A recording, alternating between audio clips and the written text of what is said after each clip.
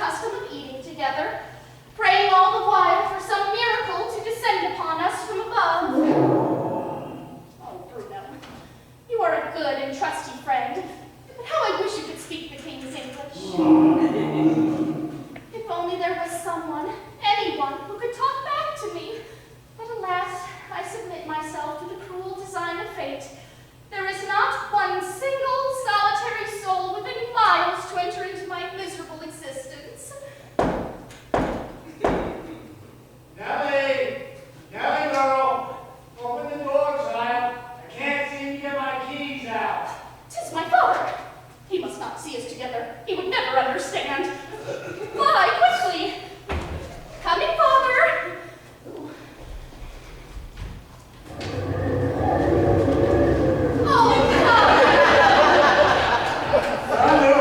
Thunder! It is so cold out there that I had to put antifreeze in my canteen.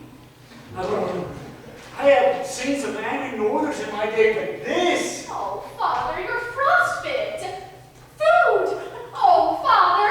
If you value your ruby red lips, do not kiss this walking icicle. Oh, well, then come and warm your toes by our small fire. Toes? I had to chop them off to use as earplugs when I crossed the timberline. Oh, despair! All was not lost, my dear. I had to retrieve the newspaper. And what of the chewing gum? Oh, it just blew away. Oh. Well, then we must make do with what we have, father. Pray, what provisions did you bring us to help us through this heartless winter? Well, my dear, knowing your partiality for flapjacks, I bought a bag of flour, some eggs, and just a few necessities. Oh, I could sing with joy. Don't chirp yet, my dearest, for once this meager ration is gone, only Providence can tell from whence will come our next meal. Whilst I was going through my tattered trousers in the mining camp, I found out that our paltry savings had dwindled to nothing. Oh, angst, what are we now to do? Oh, father, do not torment yourself. You are yet a diligent lumberjack. Surely you'll find a way. In a blizzard like this, I can't even find the trees.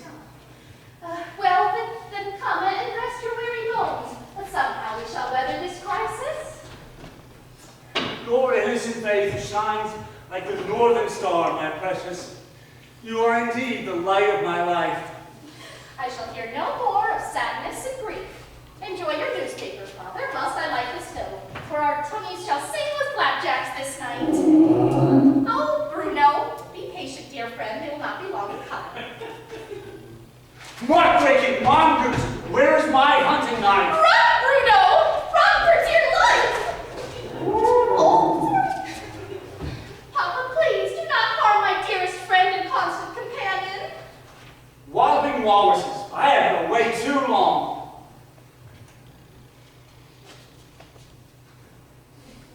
I know that things have been hard, but, you know, my heart is really heavy with dismay, my dear. For surely it is my fault that you have not had the benefit of a friendly human voice or the guidance of a hand that wasn't covered in fur. Oh, if only your dear mother wasn't here. Oh, pray, father, do not burden yourself with the terrible memory of her disappearance. No. The nightmare of it shall not restore to me. For your sake, dear Nellie, I shall not be reminded of it. I shall not be reminded of that dreadful day 15 years ago when she and your elder sister Gwendolyn disappeared mysteriously whilst ice fishing on the frozen poppycock pond. Gwendolyn was but a toddling tot at the time. I know, father, I know. Let us be haunted by the dim tragedy no longer.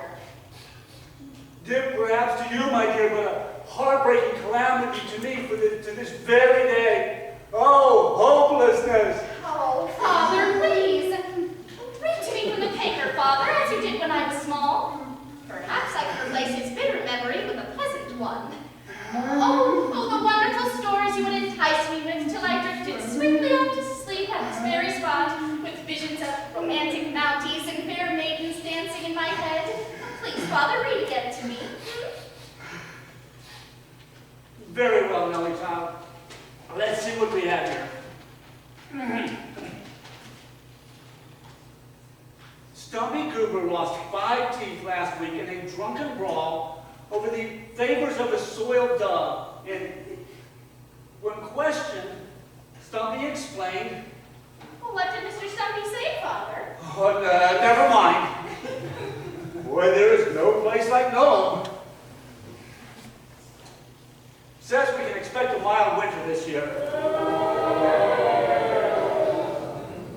Of course, this news is a few months old by now. Tell me, Father, is there nothing then of the Royal Canadian Mounted Police, defenders of the weak and builders of civilization? Why, there is a big story here of a certain mountain.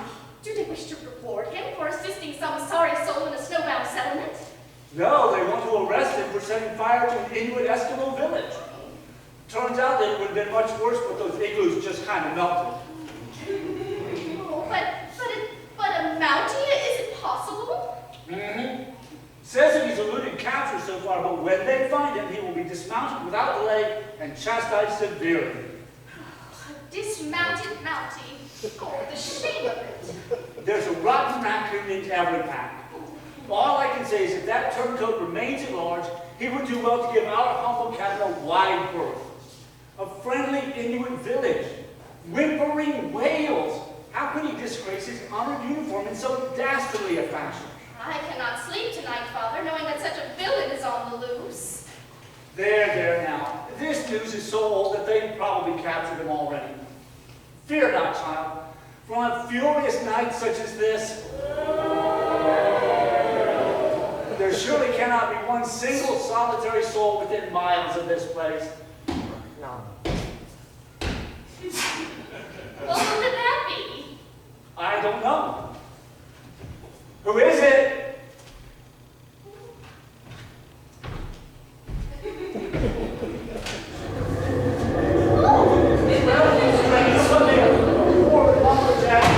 Loving daughter new for you. Oh, who could this frozen wayfarer of the wild north be? Why, I know not, child. Let us guide him to our fire. Mayhap thence he shall be restored to his normal vigor. Oh! Wonder what could bring such a handsome young man this far from civilization. Surely he could not be one of the many wandering rogues and ruffians known to frequent this forgotten territory, fleeing from the hands of justice. I can see his pure heart in his eyes. They look glazed to me. Can my inexperienced daughter be blinded by this young man's good looks? Surely you are not looking with the same light that I am. Much as I should suspect this stranger, I feel, for the first time in my young and innocent life, an irrational trust in him. This man could harm no one. Oh, look, Father, there is a name on his carrying bag. What does it say? Upright, Roger B. What was that name? Roger B. Upright. Where is that periodical?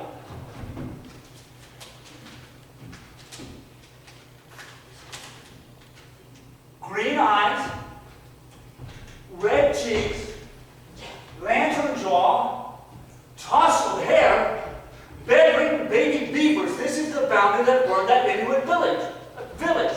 Is something the matter, Father? I cannot let her heart know. Oh, nothing. Something in the paper? Let me see. I think this fire is going to need some more fuel if it's to warm our frozen guest. Oh, look, Father, he thaws. There must be something I can do to assist his recovery. Perhaps in some miraculous way, the warmth of my tender young heart will defrost this tundra traveler.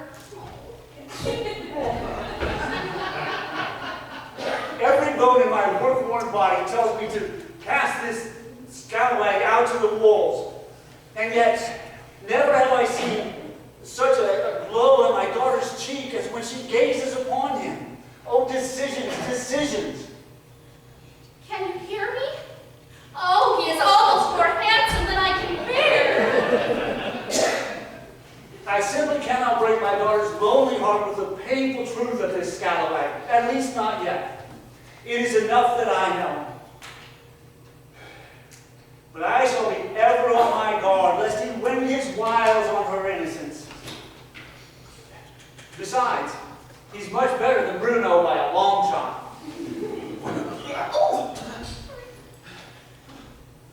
Have I died and gone to heaven? Are you the angel of mercy that I've dreamt of so sweetly since childhood?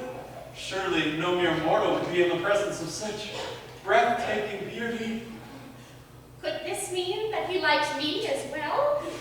Pray, do not tax your strength, for your lips have taken a terrible chapping. Her voice laughs with the music of a clear, trickling stream. The last thing I remember is battling that wicked storm.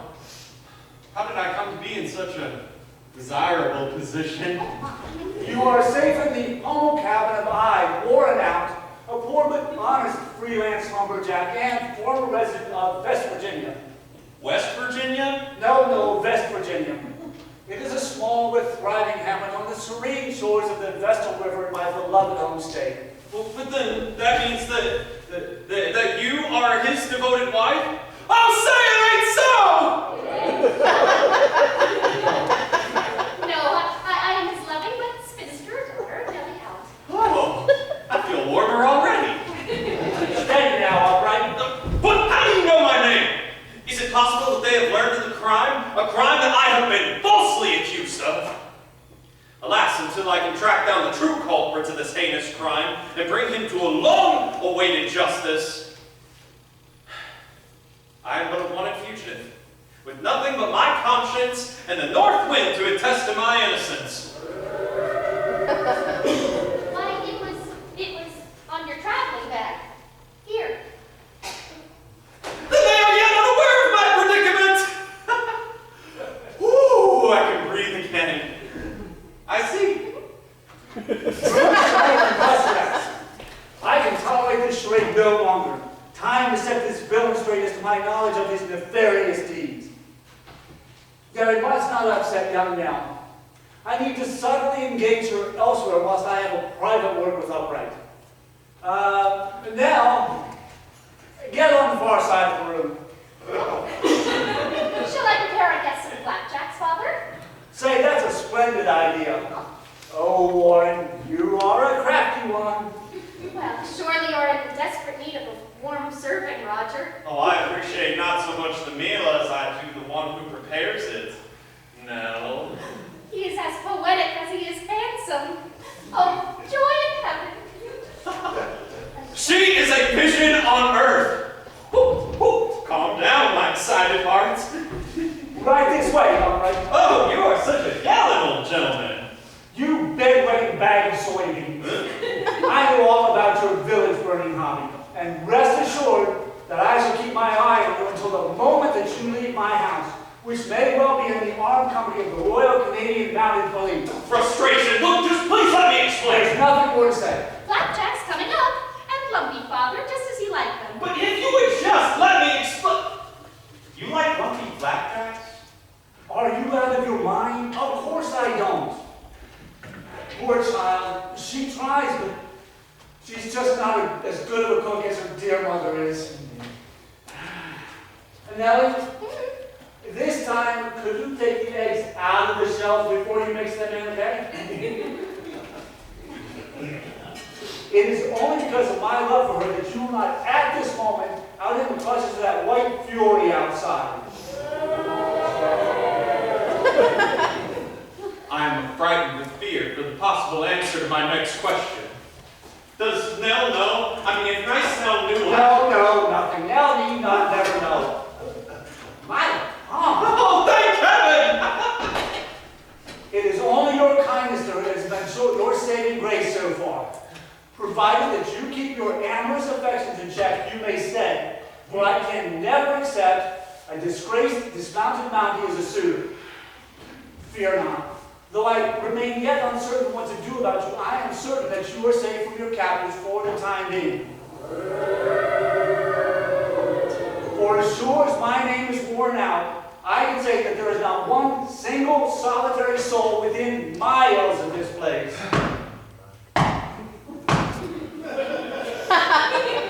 The flapjacks will be ready soon.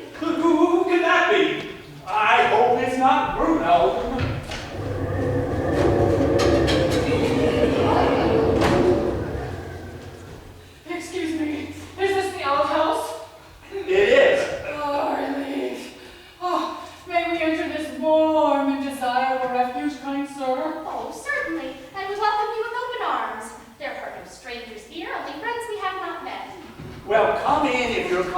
If it gets any colder in here, they'll find us all in the spring on the floor with our tongues hanging out. Did you say we? Oh, indeed, for my traveling companion patiently maintains his silent vigil outside. Hurry up, you blithering idiot! My mustache is breaking over the tips out here! My master calls. I shall return. Coming, Playmaster! Oh, more company. They must be made welcome too, Father. I shall make them some flapjacks as well. If they eat enough of them, at least we shall have killed them with kindness. It is getting a little chilly in here, Mr. Out. Should I stir up the fire? Oh, I assume that that's the last thing that those unfortunate Inuits are right? Trust you near a fire? I would rather trust a rabbit to deliver my lettuce. And I will have none of your shenanigans amongst these good people either. Remember, I'm watching you. If you would just let me explain.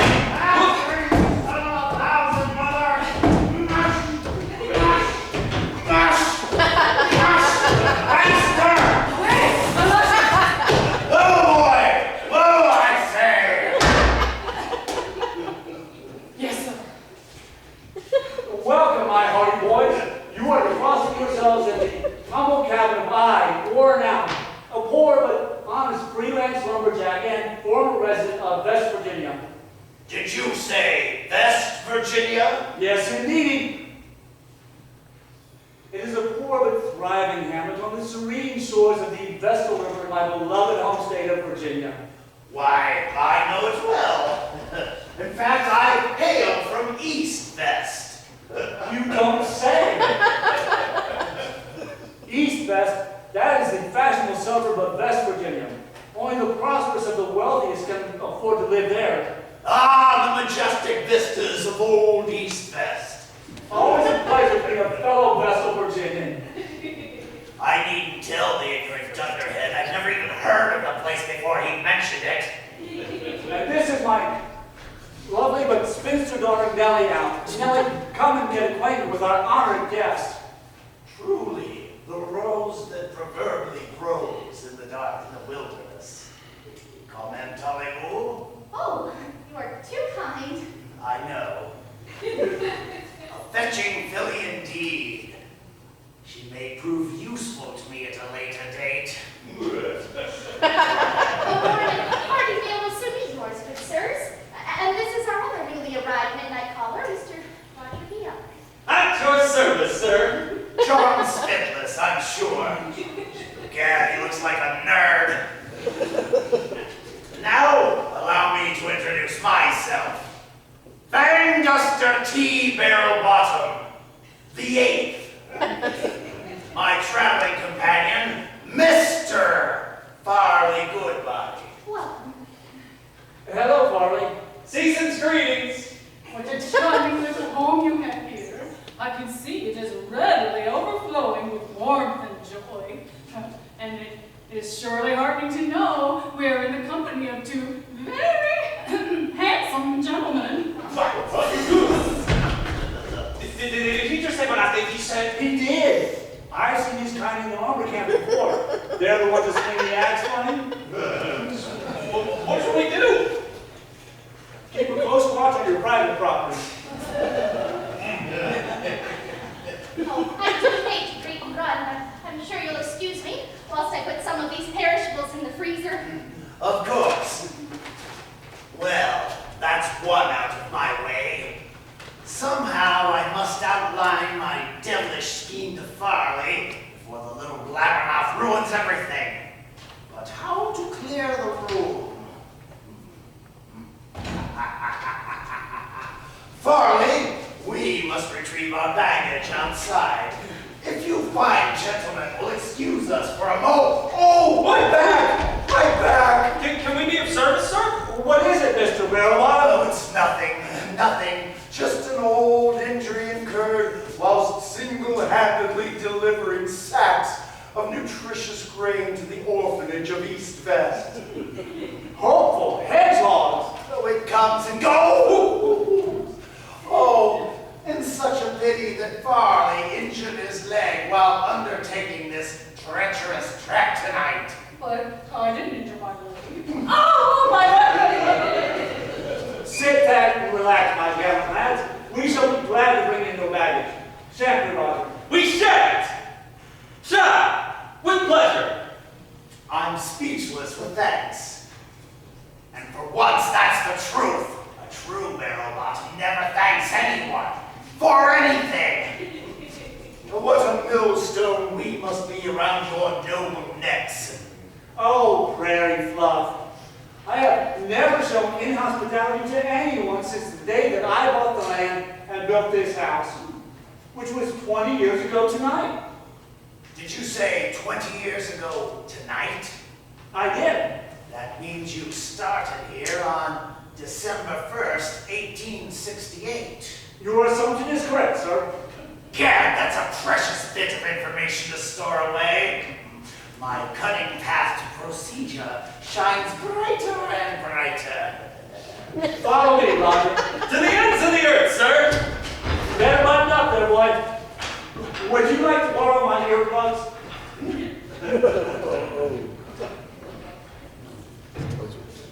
They're gone at last. Now listen up, you hopeless imbecile. I haven't much time to explain. Why did you kick me like that? And why on earth must I wear this ridiculous disguise? It hurts. Oh, shut up! Why?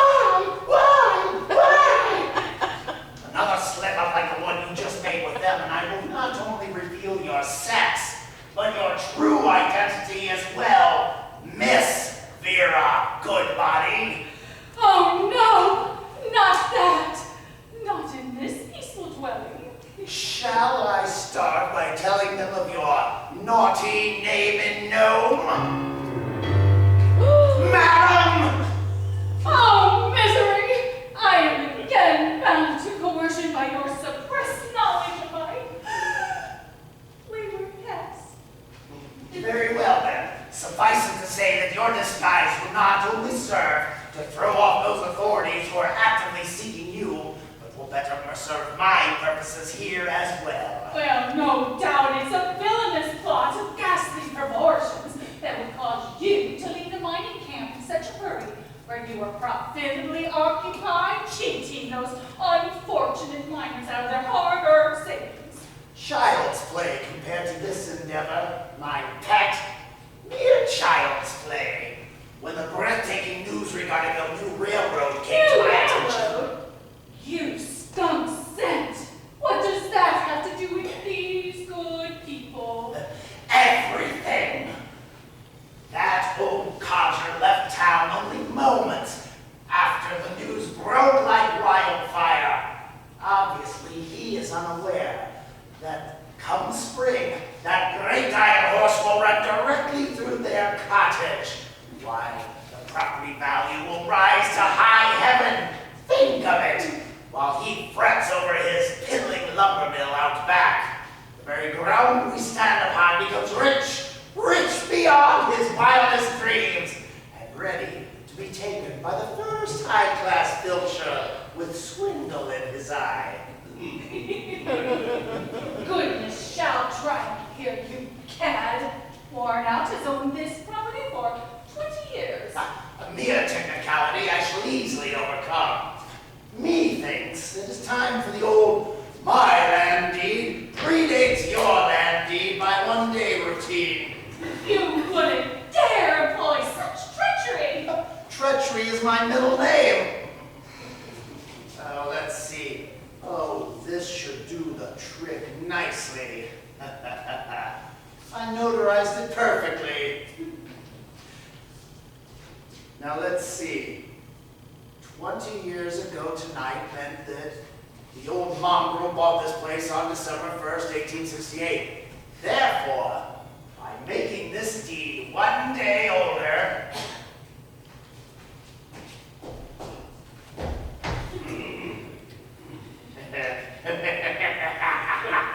done! Farley, you are looking at the new landlord of this wretched hovel as of November 31st, 1868. No, 1,000 times no. You will accomplish this foul deed over my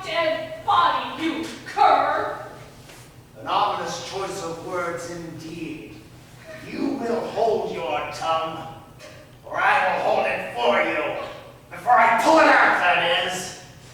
Your reputation as queen of the bedroom battlefield is sure to impress these simpletons. Enough! Guys, will he stop at nothing? Then again, there is more than one way to fleece a fool. If that fair-skinned daughter of his were to marry me, worn out would have no recourse but to move out for his wedded Nell's sake. Then, after a brief stay to reap the fringe benefits of our union, I would take the money and run.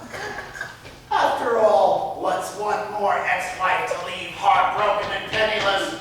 I've done worse than her! Oh, it all begins to fit together like a puzzle. And Duster, teeth are upon the eighth.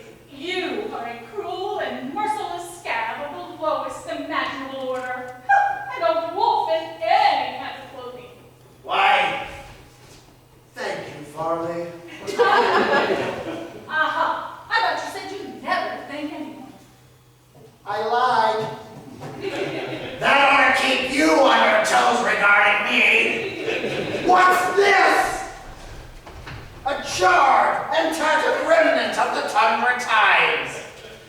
Mayhaps I will glean some precious bit of knowledge.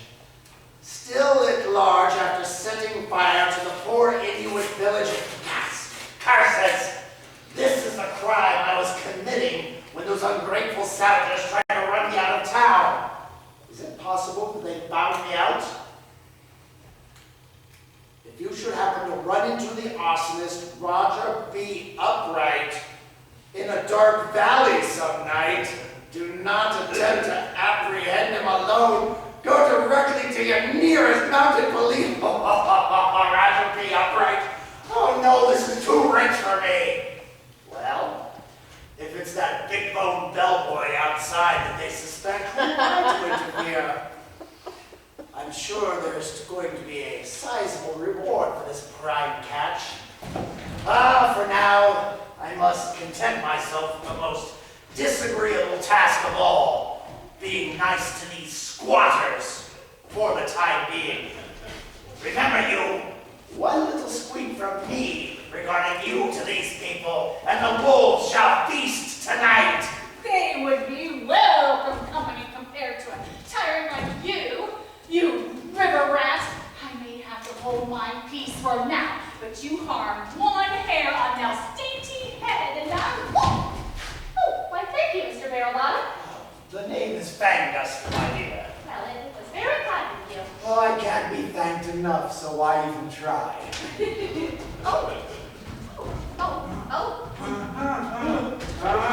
I think he's trying to tell us something. Oh, the poor dear, his lips have stuck fast to the metal. Is that true, sir? Oh, let me assist you. Oh, Mr. Out. Your lips are as soft as cotton.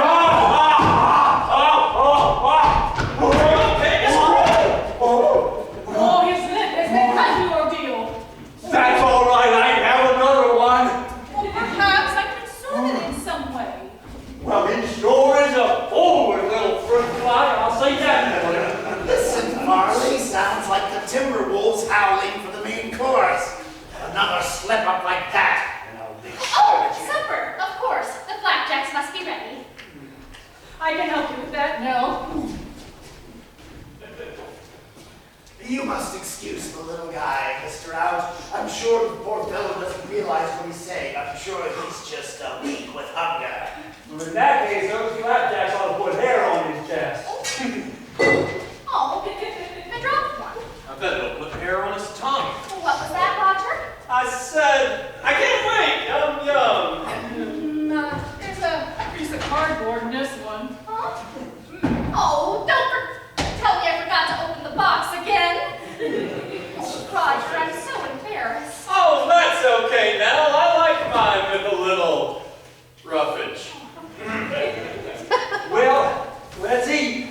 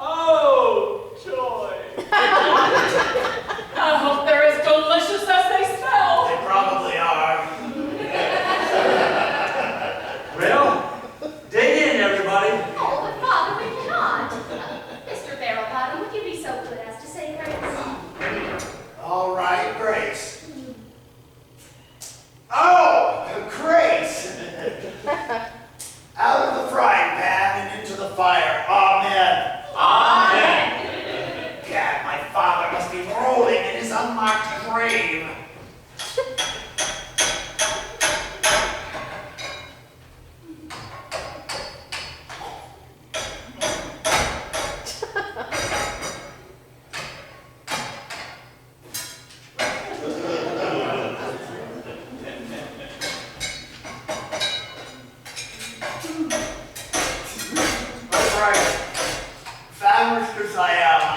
I insist you partake of my feeble portion. Well, at least I'll die happy. Mr. Barrowbottom, surely you're not imbibing of liquor which juggles the eyes and steals the brain. They'll perish the thought. Lips that touch liquor shall never touch mine. 'Tis an old family syrup. The devil's own. Oh, please forgive my suspicion. I thought it was perhaps a reflection on my flapjacks. No, you stand on its own 2 feet. Truer words were never spoken. Where's that bear when you need him? Oh, Nellie, truly you have outdone yourself with this batch, my dear. Where our food shall come from after this, I know not, Father, but no further money to purchase provisions. Now, we must keep our chins up. Good spirits shall lighten our mood here. Mr. Barrowbottom, know you of any humorous stories making the rounds these days? Oh, I know one about a chicken that crosses the road. As a matter of fact, I ran across a real knee slapper involving a traveling Eskimo and the trapper's daughter. Oh, Nellie, get on the other side of the room. Yes, Father. I shall prepare some ice water for refreshment. I can help do that, no. Sit down, Farley. Yeah, I don't think you'll understand it anyway, Farley. Go ahead, Mr. Barrowbottom. If my chaste ears are about to hear what I think they're going to hear, you would all please excuse me. I'll take those. Your heart is of gold, Mr. Upright. And your stomach is of cast iron, Farley. Well, this traveling Eskimo was selling trombones, you see, and he happened to stop in at his local tree. Bruno, are you there? I am here. You are still hungry. Bruno, I am heartbroken that I should have known. For countless young men must be navigating this frozen wasteland just to get a glimpse of her fair countenance. Steady, old boy. We're so lucky to have such friends as you and Roger and... Oh, Roger, if you finished already.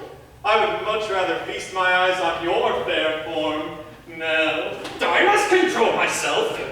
For the sake of this Bruno, the dream is dead. 2 ships just passing on a foggy night.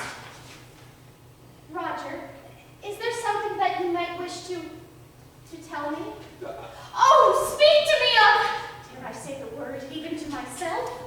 Yes, yes, speak to me of love. Now is the chance, now that we are alone. Boy, it sure is snowing out there. Huh? Yeah, not a night fit for man nor beast, I'll say. How I long to tell her my true feelings. But how would I feel if I were Bruno and some cat just jumped in on me? No, I cannot voice my true feelings towards you, knowing full well that a third party is in order. Oh, heartbreak! Oh, of course. In my young and innocent excitement, I never dreamed he probably has a girl of his very own. With his handsome face, dozens, no doubt. Oh, what a fool I've been. Lonely night again. For his sake, I must tear myself away! So the eldest daughter said, "What do I look like? A toaster?" So the Eskimo flashes and flourishes his fabulous F-flat flugelhorn. Is there any reason to go on living without her? Wait! The reward money hanging over my head. Yes, there is no doubt they could surely use it badly here. And anyway, it makes no difference to me anymore. Nell, Yes, Roger? take heart in my solemn promise that you will not want for further provisions this winter. I don't understand. that you will accept my sacrifice in the manner in which it is intended, with nothing but goodwill and best wishes for you and your father and Bruno. Bruno? But he is just a casual acquaintance. Surely not to the degree of your feminine admirer. What? But I thought you and him and... It is nothing. I thought surely it was you. Oh, Baptist Day! Is this too good to be true? No, there can be no mere girl in this world for me when compared to you. Oh, Roger. Oh, no! So the Eskimo said, if that's the case, come blow your horn. Oh, no! What is it? Voluptuous vipers! I shall put an end to this. Mr. Barabon, I think it only fair to inform you that there is a treasonous rat in our midst. Upright! Oh. You know, I thought there was something curious about him. Look at that shifty face. Touch your caressable body once more, and I shall strap you to the sawmill out back. Father, no. He is good and upright. Upright, upright? I'll soon alter her affections in a hurry. Oh, Father, what wrong could he possibly have done? I cannot do it to her. Well, now he's made brazen overtones towards you. Why can't you appreciate a courtly gentleman like Mr. Barabon here rather than this footloose vagabond? That's not all he's been up to. Allow me to quote you from the Tundra Times. Oh, dear Abby has some great advice on needlepoint. Thank you for not exposing. I will sleep outside if you prefer. You would never wake up. It's okay, I've been through worse. Oh. No, you shall sleep in here tonight, on the other side of the room. I think a good night's sleep would do us all some good, eh? You know, a meal like that does make you want to lie down. Very well then, men on the right, women on the left. Farley.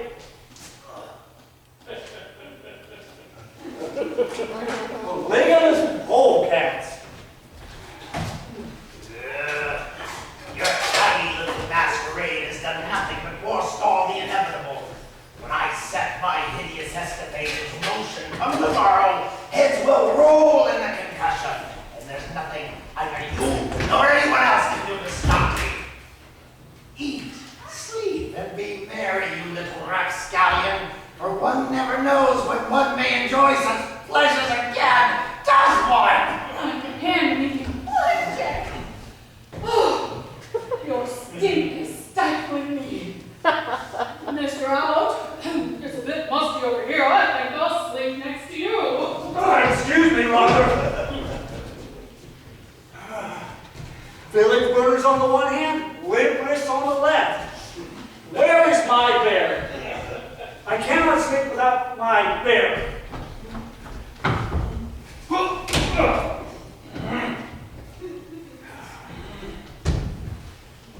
Lousy earplugs, brick flapjacks.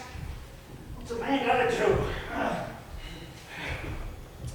Well, at least I can say it is such a blessing to know that I have one decent comrade to turn to in time of trouble, Mr. Barabon. Oh, I sympathize fully, Mr. Out. Sleep well, Barrel Bottom. His rug will be pulled out so fast underneath him tomorrow, he'll think the roof had caved in. Oh, Fang Duster, you cunning genius. Yes, Bella. Good night, Nellie, child. Good night, Father. Good night, Roger. Good night, Nell. Good night, Mr. Ralph. Good night, Comrade. Good night, Mr. Barabon. Sleep tight, Mr. Out. Pleasant dreams, Nell. Good night, Mr. Barrowbottom. Oh, good night, Harley. Good night, Nell. Good night, Mr. Out. Good night, Farley. Oh, good night, Mr. Upright. Till tomorrow, Mr. Goodbody. Now this is worse than the Waltons. Rest well, thank you, Mr. Barrowbottom. Said your prayers. Yes, I said one for you report. Oh, good night, Bruno.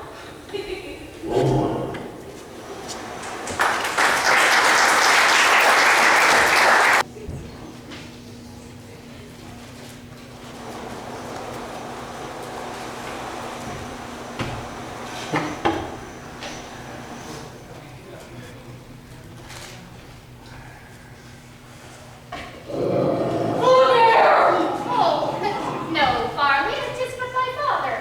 He snores like that whene'er his erstwhile placid mind is troubled by doubt or difficulty. Oh, allow me to lend some assistance now. Well, I heard a bear last night just as sure as I'm sitting here. Be quiet, Farley. I can't overhear their conversation. All right, Roger, you can stir for a while. I am ever ready to whip your wheat cakes, Nell. Oh, Roger. A bit thick, Nell.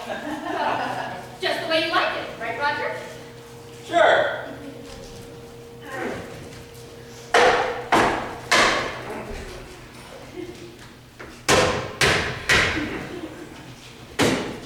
Roger, Hmm?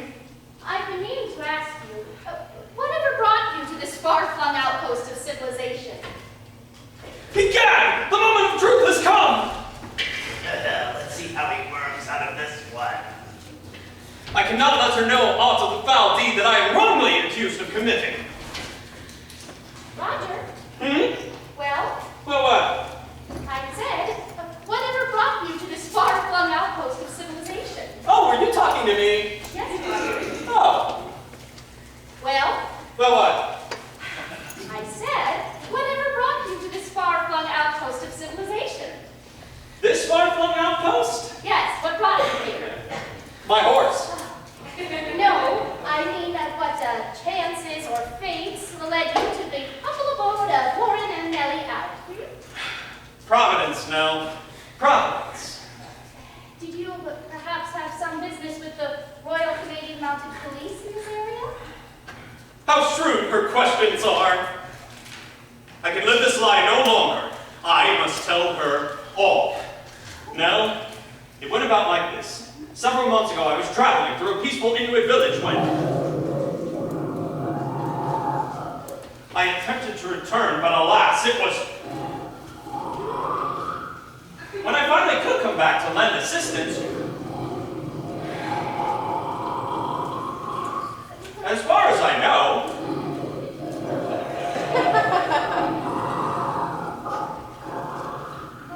and returning home, the news got to me that I was...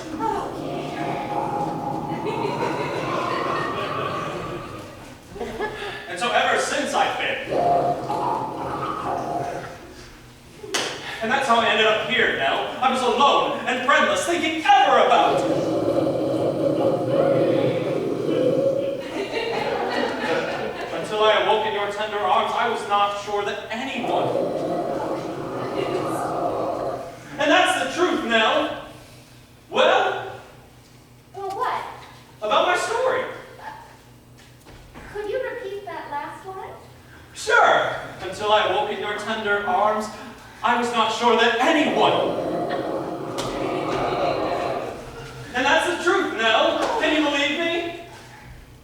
I believe every word I've heard, Roger. Oh, joy in heaven! Is this too good to be true? I was not sure that anyone would ever believe that I... Gadzooks, his timing is impeccable. Wake up, you old codger! You'll sleep the second act away! What? Is it noon already?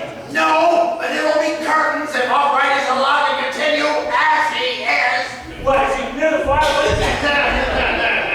The stove. You are a Canadian caribou. Oh, Father, you're awake. Mr. Al, I would like to inform you that Nell and I, that is, Nell and me... I shall hear no more of your lecherous garble. Make yourself scarce, sir. That's telling him, Warren.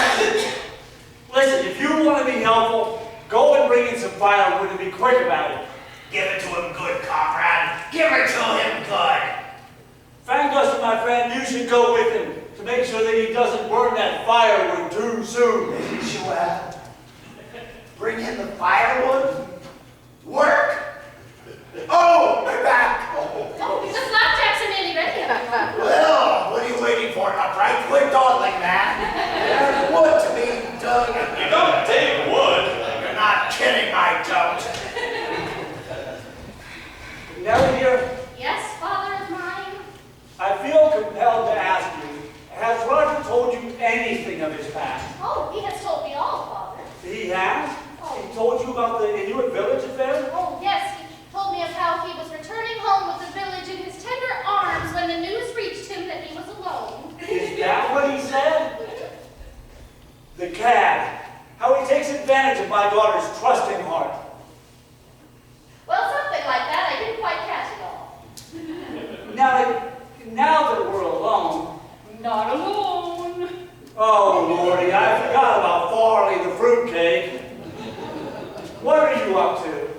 I'm just tidying up a bit, Warren.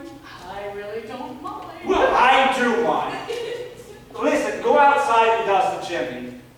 I would, but there are bears out there and I'm not leaving this house.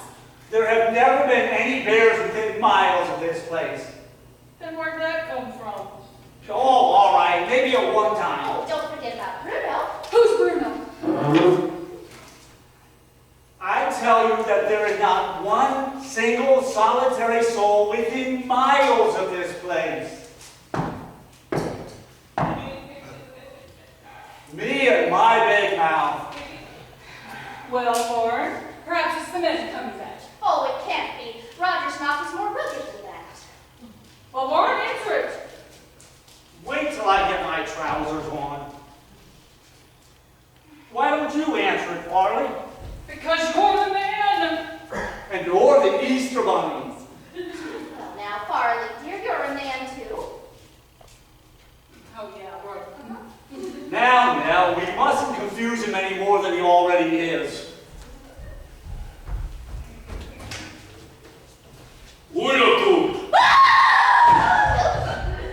Money, Mucklux is an Inuit chieftain. Ulacoot yourself, Chief. Chief Keshkakuk hopes he has not frightened young woman. This here's a man, but I can certainly understand your mistake. Nellie, where are the smelling salts? Oh, I used them as a flavoring on last night's flapjack. I always carry smelling rock. You do? It helps me sniff. Well, it would. Smelling rock? Yes, it's the second best known reviving of fainting persons. Well, what's the first? Now that would be last night's flapjacks.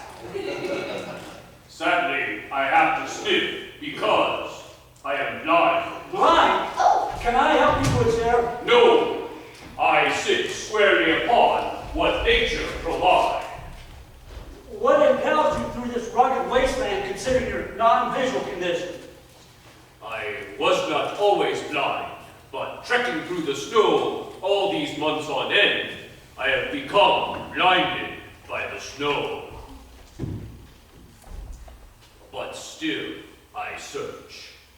Search for what? I search everlastingly for the heartless villain who melted my village. This is all I have left. I hope to rebuild someday. why, that must be the same luckless village you read of in the periodical, Father. And you feel the road came this way, Chief? I follow his trail to this very cabin. How did you follow him here since you're blind? My insightful nose knows the way. The villain smells like kerosene. Oh, where am I? Oh, be of good cheer, Farley, all is well. Oh, I dreamt that the house was attacked by a band of... Are you sure that's not woman? Not entirely. May I use that rock? What became of the rest of the victims of this conflagration? Happy hunting ground. How sad. Horrible. How did you escape? Hid. Where? Hot. How do you feel? Hot. But what drives you on? Hate. How did you get all the way here? Hot. Horny hyenas, why? Hot foot. Well, I must say, you Inuits don't waste time with words, do you? Hardly. Oh, how do you feel, Farley? Hurt? Now, don't you start. What happened to the band of savages? Oh, fear not, Farley, for there is not a single solitary soul within miles of this place.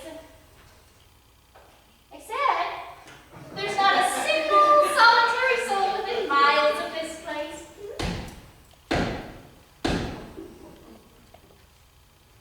Who is it? Now, why did you have to say that? Who is it? It is I, Nell. And me. Oh, coming. Well, at least it's not somebody new. Where would you like the firewood, Mr. Al? I don't know. Farley's cleaned the place up so much. Why don't you just chuck it over there? Chuck you, Farley. Gasp! Who is that Indian Native American? Melting Man is in the house. Gasp! It's Chief Chunga Chingy Chunga Chong. If he identifies me, I'm doomed. I don't know why I'm doing this outright, but well, wicked though you are, you have yet to do me or mine any harm. I tell you to get out of this cabin until I get rid of that Inuit. That man has revenge on his mind. Oh, Mr. Barrowbottom, I see that you are troubled in the manner in which Chief Chinkaxna upstairs. You must forgive him, for you see he's blind. Blind, you say? What do I have to fear? But does he also have a cold? Oh, no, for you see, he sniffs ever for that monster who melted his poor village, and he claims that the culprit smells like kerosene. Oh, what a bitter fortune. All is doomed, unless...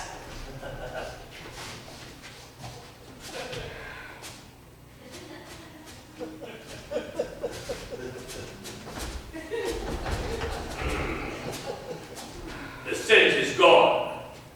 Melting Man has left the building. Oh, surely you can't suspect Roger. I do not know his name. I only saw him once. But I cannot forget his odor. Alas, but I'm wearing the same suit of clothes I had on the day I lit that fire. Perchance, if I can find some excuse to change my clothing with the other suit in my bag. Mr. House, forgive me, but when a blast of cold air out there just hit my face and I saw my breath literally turn to ice, I thought that maybe come back in here and inquire as to what the heck I was doing out there. I mean, I know that I was freezing to death, but aside from that, I'm a little in the dark. I mean, what was that about revenge? Who seeks revenge? He's back. Who's he? He is your ticket to the gallows, you fool, if you loiter longer. Well, didn't I explain to you, Roger? Nellie needs 4 Alsatian polar bear hairs for a new recipe she's trying. I do? But there are no Alsatian polar bears. Maybe not here, but did you think that there might not be some further away? Well, they may yet make a good flapjack flavoring. You'd better bring 6, Roger, 1 for each of us. Oh, anything for you, Nell. I think you better go now, Roger. Those bear hairs are getting cold. But are you sure that 6 will be enough, Nell? I mean, we may want seconds. 6 is enough. You can have mine. Oh, you sure are generous, sir. Land but on a fate's twist. Well, they think he did it already, so... Roger! Oh! How could I be so clumsy? Please forgive me. Oh, that's okay, Mr. Barrowbottom. No harm done.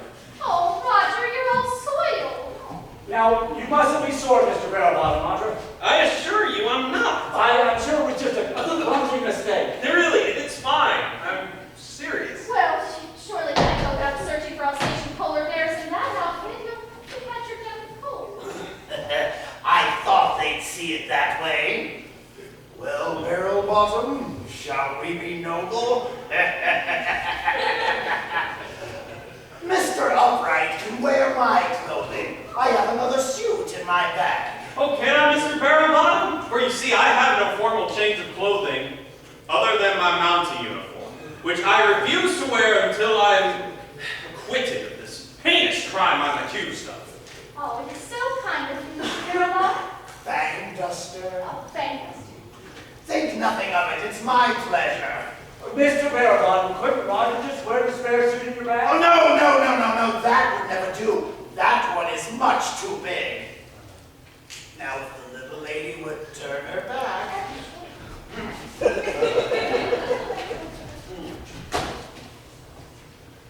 Oh, I sure do appreciate this, Mr. Barrowbottom. Oh, the pleasure is all mine, lad. Think nothing of it. Boy, it sure is a good thing that you had that spare suit in your bag.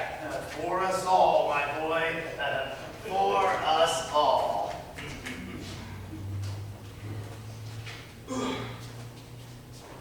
What should I do with this? Toss him out here.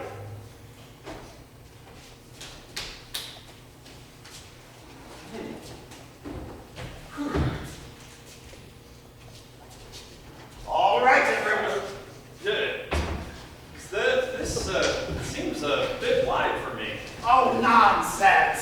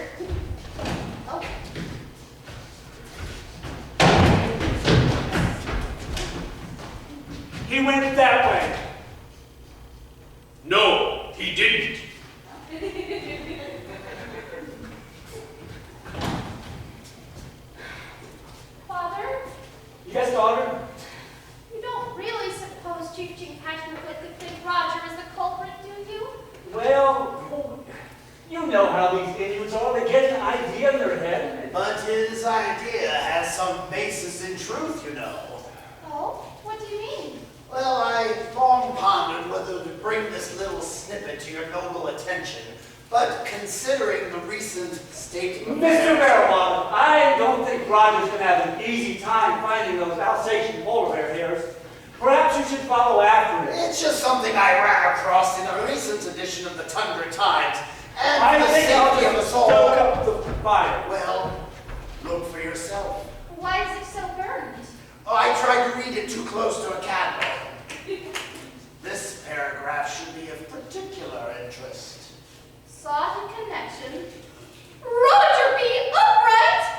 Alas, can it be true? I faint! Oh! You shouldn't have told her, Mr. Barrowbottom. I feel it rather hard. The truth is sometimes hard to accept, Warren. Now I'm going to have to find that dadgum smelly rock. The chief took it with him when he left. Oh, well, all right. I'll just have to settle down over here. I'll just have to go out and find another one. Most assuredly, Mr. Abbott. And you don't usually find them within miles of here either. You'd better bundle up before you leave. Oh, I wish I didn't have to go alone. Take Farley with you. Farley? Oh, I'd love to go with you, Mr. Ott. Yes, he's good company, believe me. Well, all right. Let's get moving, Farley. Where are we going? Out to gather rocks. Come on. Oh, and Farley, although I won't be able to keep my eye on you for a while, I know you wouldn't dare try anything foolish. Oh, I'll see to that, Mr. Barrowbottom.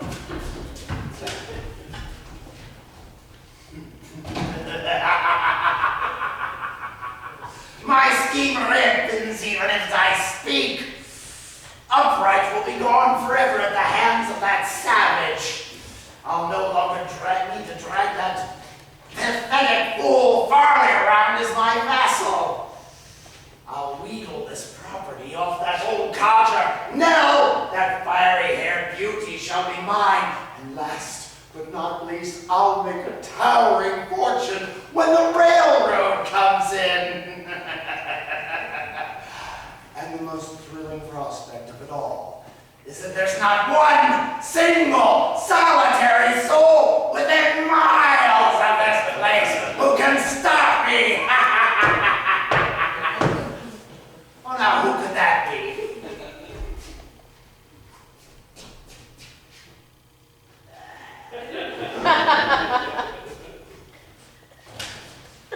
Father, now I'm home. I finally managed to escape from Van Gilster T. Barrowbottom. Yes. Wait a minute. I recognize you. Gwendolyn out.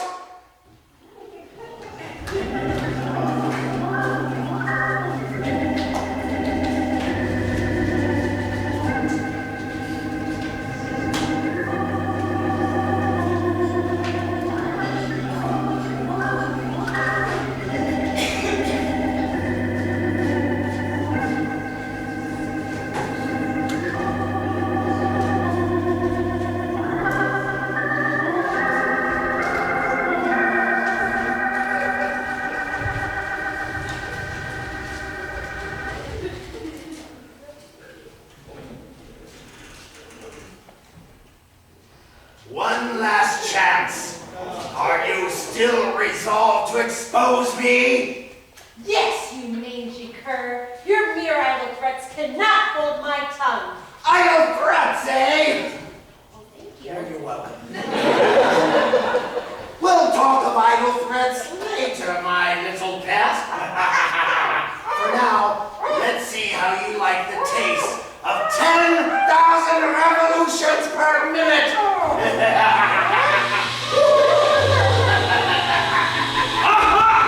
Yes, you! How dare you, a disgraced mountie, wear your noble uniform? I have to do something that may change my status. Whilst I wore that garb of yours, Chief Patrick will follow me and accuse me of melting his poor village. But the owner he followed was in the suit, not in absolutely aware, and that can mean but one thing. You set fire to that friendly village of Inuits! Your wit astounds me. Enough! I will not banter talk with a villainous vandal, though I do not know this fair lass you have tied to this wood. It goes against my naughty code to allow this to continue. Stand aside! Never! Hey, that's from my table. I don't like it. Oh my goodness, look at that be right there. So far, so good. Now to awaken Nell, and abscond with her, lest this grisly crime be discovered. I'll return to claim my property at a later time. Farewell, Gwendolyn, my little lamb. You would have been better living off with the Eskimos. There's not one single solitary soul who can save you.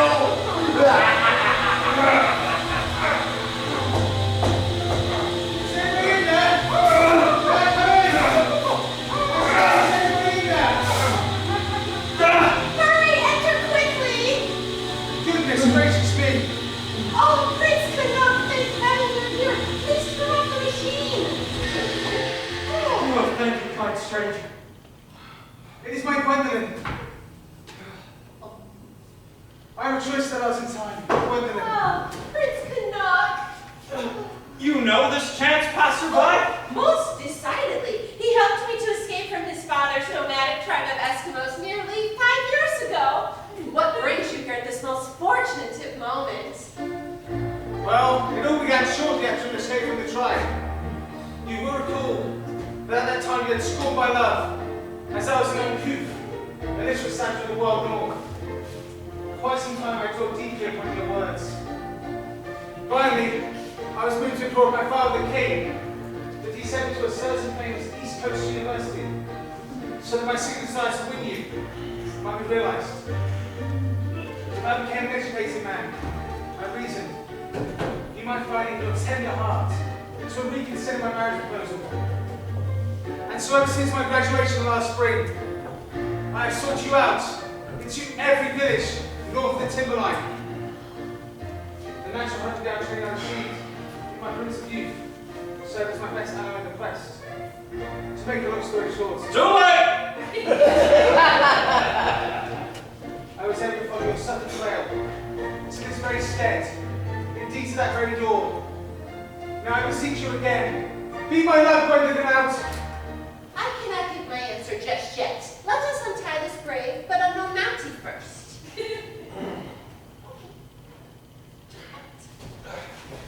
Roger B. Upright of the Royal Canadian Mounted Police.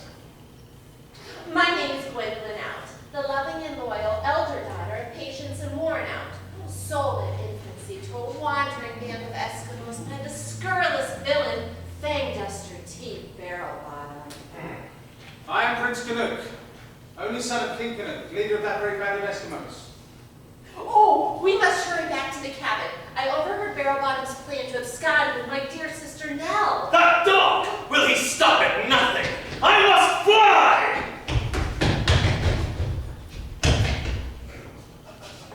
Fly! Come, Prince. Come. We must not be sluggish while my sister's virtue is at stake. Gwendolyn, wait. I need a one tiny word from your preference throat. One reaffirmation, and I'll gladly accept whatever pretentious fate awaits me at the hands of this fantastic chap. Oh, Gwen, only my suave and undefined hinders me from thrusting the answer out of you, as my ignorant Eskimo dictates. Speak the words I've long waited to hear. Charming Prince, shall we be delivered safely from this oncoming calamity? I am yours, now and forever, from this day on. Oh, my sissy, point me to this ruffian who would stand in our way, but with the shortest of the morning he will feel the day of the unbridled vengeance of Prince Canuck. Yeah!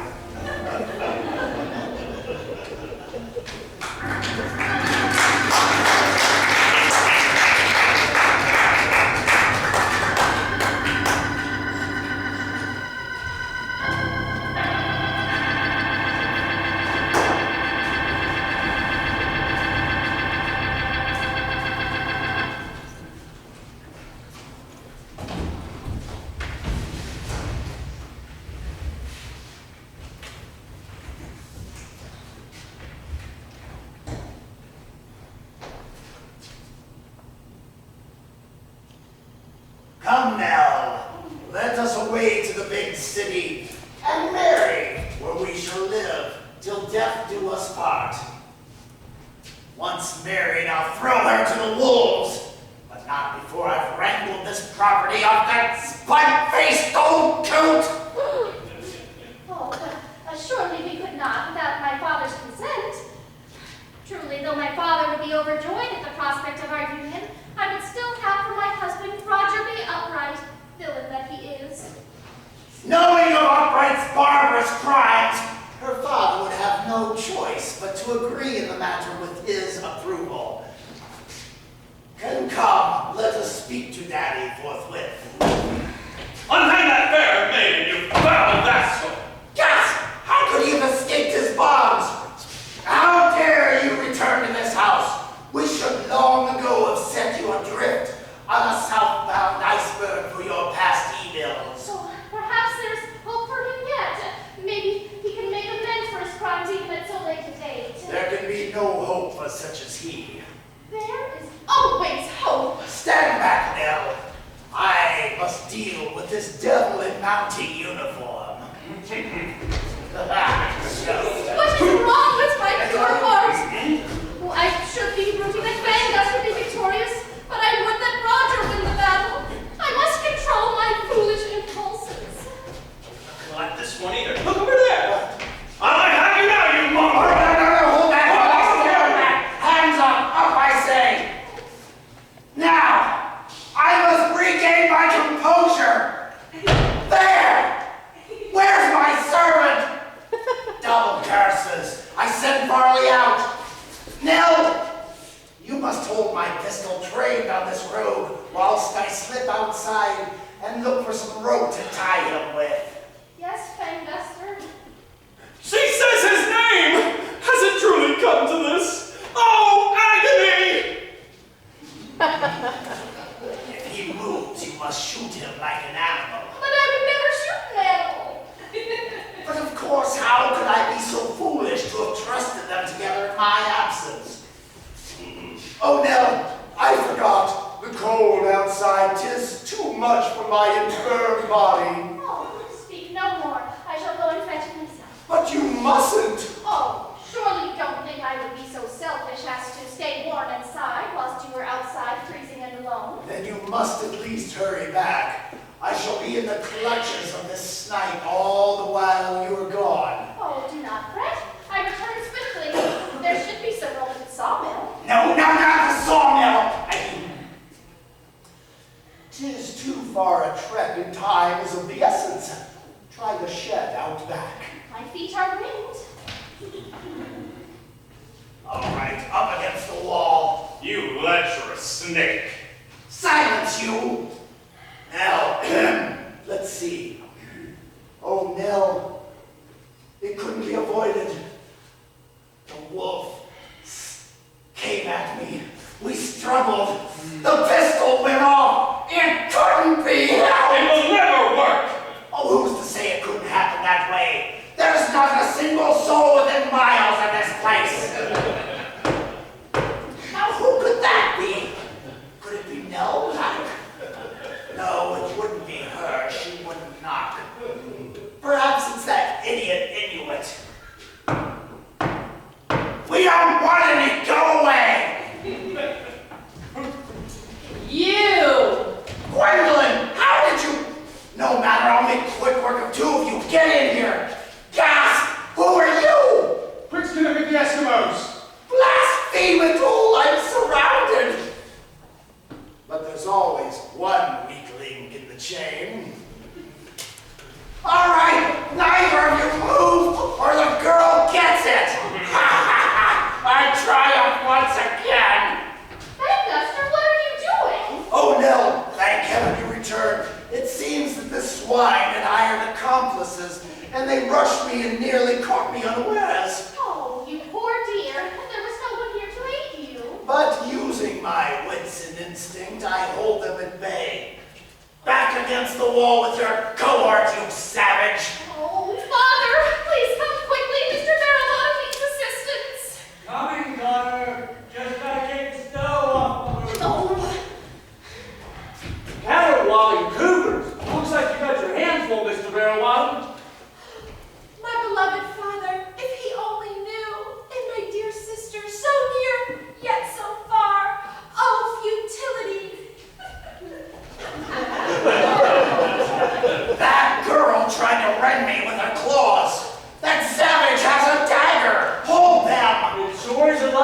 you had that pistol there, Mr. Barrel Bottom. What do we do now? Shoot them! Kill them, I say! Oh, no! Silence! Don't you dare! Silence, both of you! Now, we can't kill them unless they get a fair trial. A fair trial in this wasteland? Well, everyone, even the lowest of snakes, deserves a fair trial. But who would be the judge? There's not a single solitary soul within miles of this place.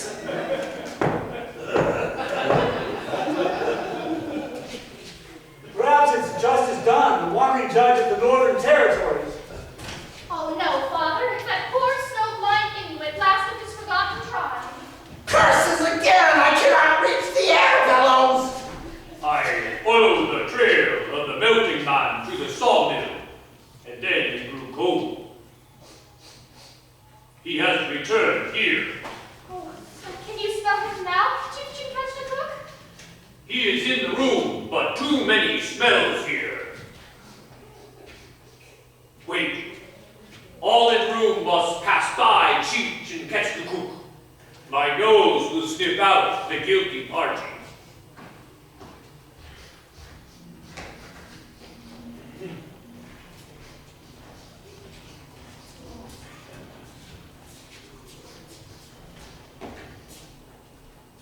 Chanel, number 5. Now that I'm not wearing that villain's garb, I am not afraid to go near the chief.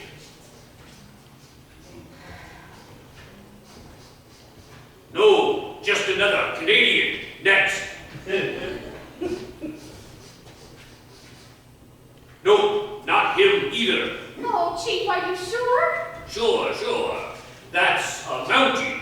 If you sniff closely, you smell horse. Then that periodical was wrong. Oh, Roger.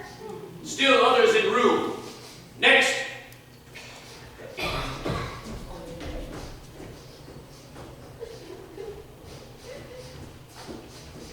That's him.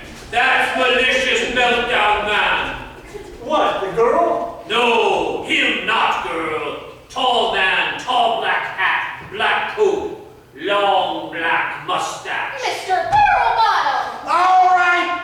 Nobody move lest I shoot the girl! All right, so my little secret is out. Too bad you didn't find out earlier. Nell, 'tis a pity we will not away together. It would have been beautiful music while it lasted. Farley, I'm afraid you're going to have to stay with these people. I have a new servant now. Come, Gwendolyn. Gwendolyn? Yes! This is your long-lost daughter, whom I sold in infancy to a wandering band of Eskimos. No, not the nomads of the north. Yes! And she will accompany me to my next port of call. Let's see. 6 luckless people and 6 bullets. Stand back, everyone! You rattle-trapping sneak thief. Stand back, I say! Oh, Father! You son of a scorpion. No gloves around! Oh, stop! I'm warning you! I'm a scorpion. Right. No curses!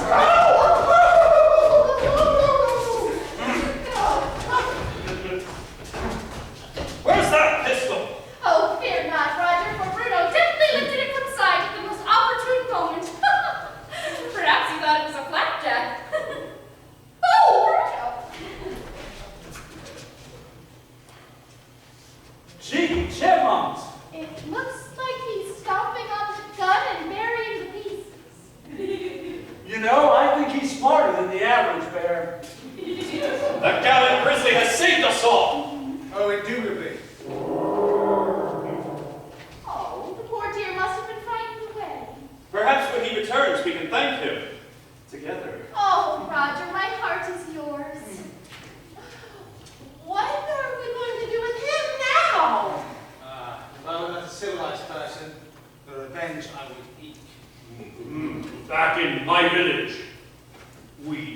him. Ugh.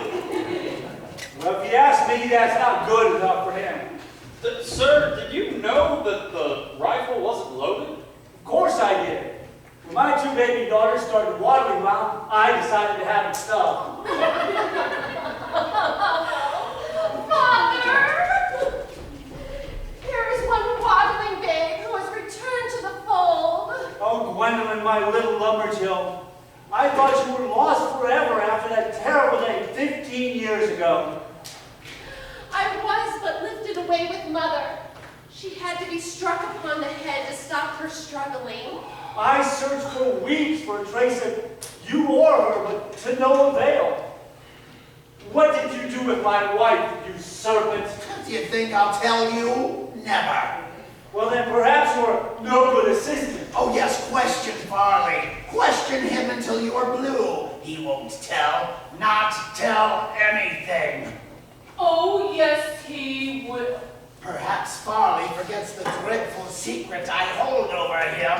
No, I don't. And I'm not afraid anymore. Please, young man, can you tell me what he did with my wife, Patience? First off, I'm not a young man. Well, then how old are you? I am a woman. Ooh! I shall be Farley Goodbody no more. I will be Vera Goodbody. A woman with a past. A past perhaps, but what she cannot in faith remember. Yes, but I... Oh yes, Mr. Barrelbottom will tell you that I once ran a den of iniquity in the home. But if it were so, I cannot in truth remember it as such. Mr. Barrelbottom took me into his service many years ago, and he coerced my complicity in numerous nefarious stratagems since then. Yet, when I entered this house, I knew it was a one of love, and I realized I would not be sitting here in the company of a man who had blackmailed me all these long years. Please, I entreat you, allow me to stay here in this house with you and yours. Well, I hate to be cruel to you, Farley, Vera, but, well, I'm afeard you might influence my two innocent daughters. Truly, I have led a chaste and temperate life since then. If only I could remember. My last recollection is one of ice fishing in the wild north, with a mere babe at my side. Ice fishing? Just as my mother was doing, or we were abducted. Take off your disguise. My eyes tear with hope. Oh, certainly.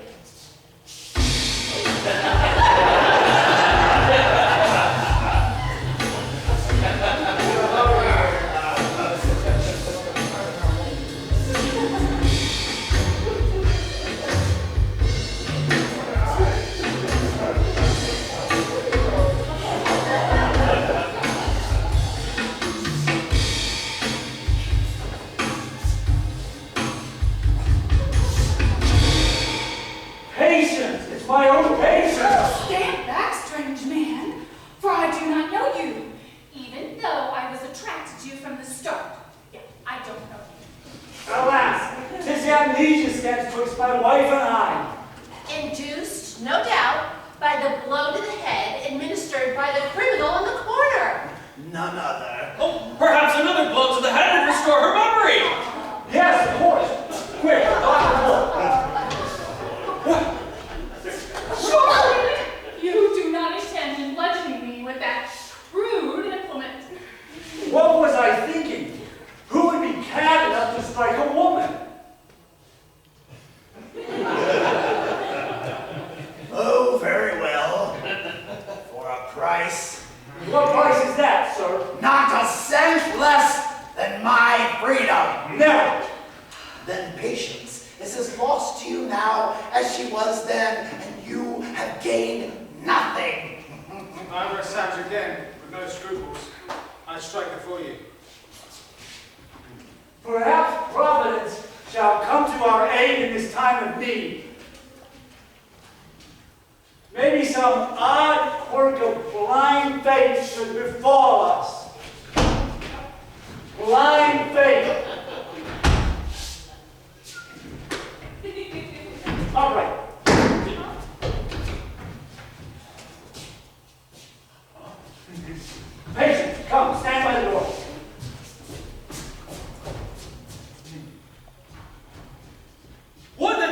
be some chance passer-by. But alas, there is not one single solitary soul within miles of this place. Come in. Oh, my husband! My wife. My mother! My wife! Oh, my husband! My mother-in-law? My wife. My husband! My daughter! My father-in-law? My sons. My hero! My sister-in-law. My family! My sight, I thought. Well, if it isn't justice done, Warren Judge of the Northern Territory. Yes, Warren. Do you have any court cases to settle today? Yes, sir, I certainly sure do. Wait! I have a more pressing matter. You? Yes, I. Well, what is it? First, I must ask, are you duly sworn to uphold all righteousness and to suppress all evil wherever it lurks? I am. Then I must insist that you untie me and evict these assailants from my premises. Your premises? Why, Warren has lived here a very long time, sir. I've been making regular visits to the outhouse for years. Out of the goodness of my heart, I've allowed them to abide in this domicile for years uncounted. And now that I return to claim my very own... I possess the deed to this stead. Well, fetch it out. I must examine it, since there seems to be some dispute. You keep your important papers in your rifle? What did you think I stuffed it with? Here you be, Justice Dunn. Gad, but fate is a whimsical lady. If only I'd been looking down the other end of that barrel, my troubles would be long gone. Still, my little ace in the hole should set everything once and for all. Patience, the sole witness to my own forged deed, should have no recollection of the incident, now that her true memory's been restored. Yep. Looks all right and proper. There's no question. Wait a minute! I have a deed also. All right. Fetch it out. Come on. Unfortunately, my hands are tied. Well, we must untie him. Justice done! We cannot untie this rogue! But, Mountie, we must. All are equal under the blind Canadian law. Nellie, would you be so kind as to unbind this man? Oh, must I? I'm afraid even the lowest of snakes deserve a fair trial. Hurry up, my fingers are numb. Justice done. Allow me to introduce myself. Fang Duster T. Barrel Bottom, the 8th.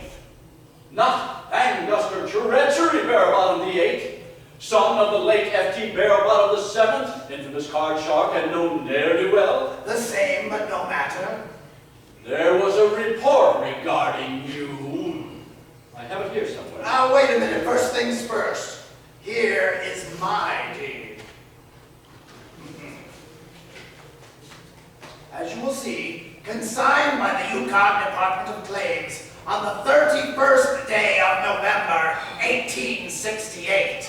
Alas, mine is dated the day after his. That looks all proper and validated, all righty. Looks as if the Yukon D&C has done it again.